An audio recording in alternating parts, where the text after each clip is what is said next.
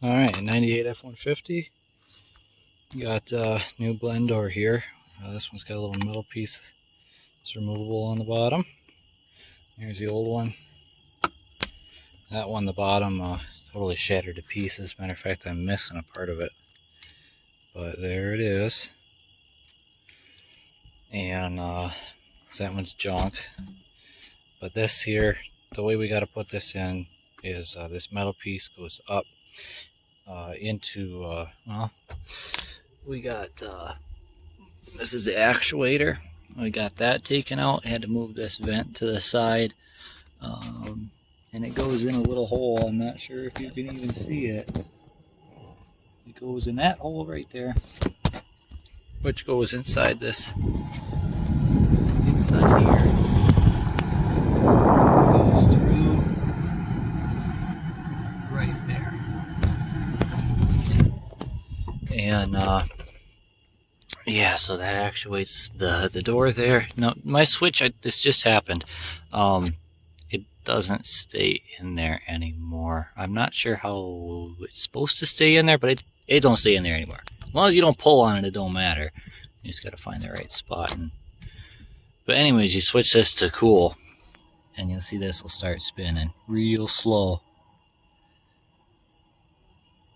Switch it back, goes the other way. That hooks up to that door, and that door in there changes the airflow in here. And it blocks off the heater core for when you want cold. It blocks the heater core off so air doesn't go past it. So, but that's what's going on there. I decided to start this at night. But yeah, it's going pretty good. Alright, got that blend door in there. There it is, pressed up against the heater core. Flip it around the other way. Flip the switch. And there it goes. Now you got air coming through the heater core. That's pretty good. Easy. I can change hot and cold whenever I feel like it. I had the door duct taped in place. You know, during the summertime you duct tape it in the cold position, and in the wintertime you duct tape it in the hot position. But now you just flip a switch, and now you can change from hot to cold as much as you want, whenever you want. You don't realize what you got till you lose it, and this is one of them things. So I am very happy with that. We got the actuator back on it, and I just got to press that vent back into place. A couple more screws too to go in the actuator, but that's it. Oh, I also took this little guy out. It goes like between here. It's like a little support bar. So I took that out too, making getting that vent out a lot easier. So the trickiest part of this whole process was this vent. Let me get this garbage out of here. I don't know how that got back there. But the trickiest part of this whole process was this floor vent, because it's the vent that comes down and goes in there it's still on there. I didn't even take this all the way out. It's still halfway connected on that. Now mind you, I've removed this bar, like I said, which goes on this bolt right here in the floor, and it goes up on the side somewhere over there. But this is so easy doing it this way, because this thing just slides right back in. It should. There we go. See that piece, that middle piece on that vent, that's the hard part. This is like a vacuum thingy for one of the controls up here. But that's unbolted too, by the way. But there we go. Now we just got to bolt this guy back in and good to go. Got that bolted back into place. And we got this little vacuum thing back on there with its vacuum hoses. These aren't wires. The blue and the yellow here, them aren't wires. Those are vacuum hoses. So we got those back on there too. Now we just got to put that main panel that goes over the top of this. First we put that little metal bar on. And then the main plastic panel that covers all this stuff up. And then close up the blend door.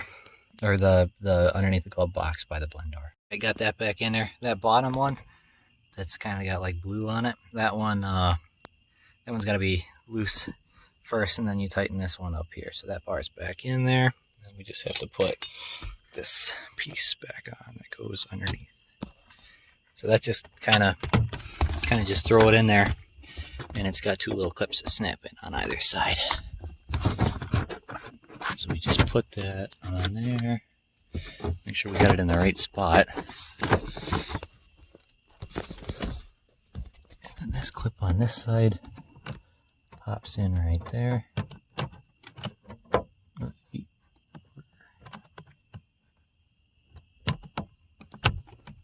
That one goes right there.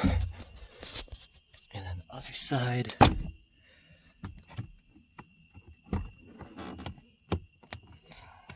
It's the same thing on the other side. I know you can't see it. There we go, that's in there. So we got that back together now too.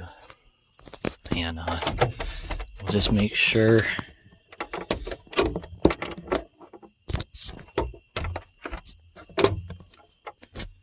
always got to make sure this stuff still works. Yep, it does. There we go. So now we got to put a little piece of plastic here on this side. You got to put that back on there. We'll take this duct tape off. That was temporary. And we'll put some aluminum foil tape on there after we put the one little bolt in there that holds it in. So we'll do that now too.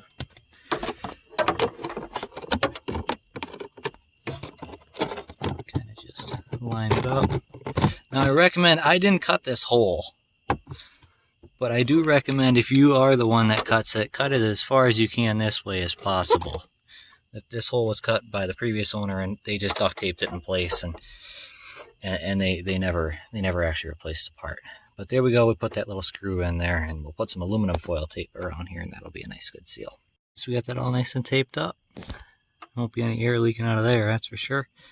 Not like it really matters. I mean, it's just a little bit of air coming out of there. You just have a little bit less pressure out of your vents. But that's not going to leak. And we got that bolt back in there. Now we can switch from hot to cold anytime. So that's pretty good. I'm very happy with that. It wasn't too bad either. The hardest part was getting that floor vent out. So there you go. Alright, so we got everything back together. It's warmed up a little bit, so it does work. I know you can't feel it through the video, but that's nice cold air. We switch it to warm. It's already starting to be nice and warm here, and when the engine warms up all the way, we have nice warm air, and we can switch it anytime we want to nice cold air. I fixed the AC on this truck too. I put a new compressor in there, so not too bad.